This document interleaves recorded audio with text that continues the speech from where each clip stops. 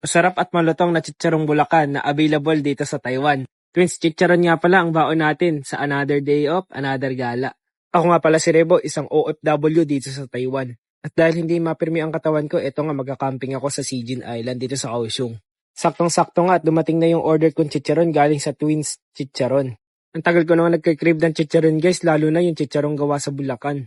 At syempre hindi mawawala yung masarap na suka nila. Ibang-iba talaga ang chicharong Bulacan kasi taga Nueva Ecija ako. Tapos pag umuwi ako galing Maynila, talagang may umaakit na nagtitinda ng chicharon dun sa bus. Naalala ko pa nun, pinapagalitan ako ng nanay ko pag hindi ako bumibili ng chicharon dun sa bus. Iba kasi talaga yung chicharon na gawa sa Bulacan. Talagang hindi lang siya puro balat at may laman-laman din talaga siya.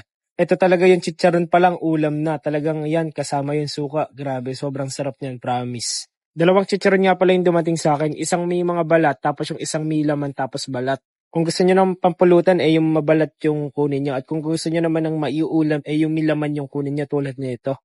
Sobrang sarap talaga nito, lalo na yung kanin medyo malagkit. Sa Taiwan nga pala ito niluluto, kaya talagang malutong to. Ito nga yung malaman na sinasabi ko, talagang puro laman to guys. At talagang sulit na sulit yung pera nyo dito.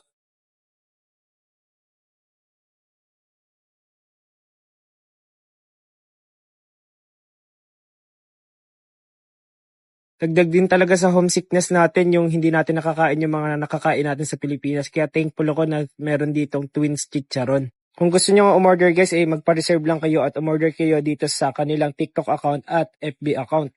Dito na nga sa Taiwan yan minamanufacture guys, kaya talagang fresh na fresh yan makakapunta sa inyo at bagong luto. Available sila retail at pati na rin bultuhan na order guys, para kung gusto nyo mag-resell pwede yan. Grabe, sobrang sarap talaga. Hindi niyo pagsisisihan yung pag-order dito. So yun lang guys. Maraming salamat sa panonood. Ingat.